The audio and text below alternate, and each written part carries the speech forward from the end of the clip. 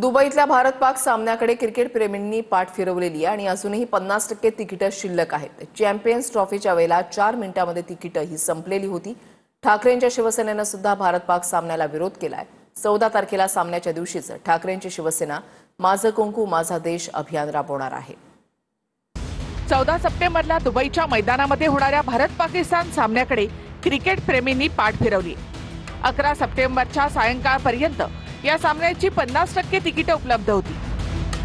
29 ऑगस्टला भारत-पाक सामन्याच्या तिकिटांची विक्री सुरू झाली। याच वर्षीच्या चॅम्पियन्स ट्रॉफीतल्या भारत-पाकिस्तान सामन्याची तिकीटं मात्र अवघ्या 4 मिनिटात संपली होती। पहलगाम हल्ला आणि ऑपरेशन सिंधू यानंतर भारत आणि पाकिस्तानची टीम पहिल्यांदाच एकमेकांसमोर उभी ठाकणार आहे। पहलगाम हल्ल्यानंतर भारत-पाक सामन्यावर बहिष्कार टाकावा अशी मागणी जोर धरत होती। लिजेंड्स लीग मधल्या भारताच्या संघाने देखील पाकिस्तान सोबत खेळण्यास नकार दिला होता।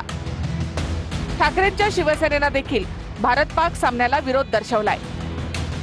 14 तारखेला सामन्याच्या दिवशीच ठाकरेंची शिवसेना माझं कुंकू माझा देश अभियान राबवणार आहे।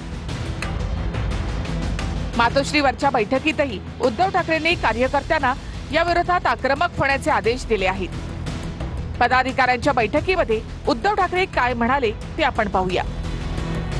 पंतप्रधानांनी आपल्या भावनांशी खेळ केला। रक्त आणि पाणी एकत्र वाहू शकत नाही असं पंतप्रधान म्हणाले। मग आता रक्त वाहिल्यानंतर क्रिकेट का खेळता? 14 तारखेला आक्रमकपणे आंदोलन करा। महिला आघाडीनं पंतप्रधानांना सिंदूर पाठवावा असे निर्देश उद्धव ठाकरे यांनी दिले आहेत। आज जर खरी भाजप असती सत्तेत तर आज बीसीसीआयला प्रश्न विचारला असता की तुम्ही हिम्मतच कशी करता पाकड्यांबरोबर खेळण्याची। जे ऑपरेशन सिंदूर कदाचित भाजप बिहारमध्ये निवडणुकीसाठी वापरेल त्याच पाकड्यांबरोबर आज बीसीसीआय क्रिकेट खेळत आहे, हे दुर्दैव।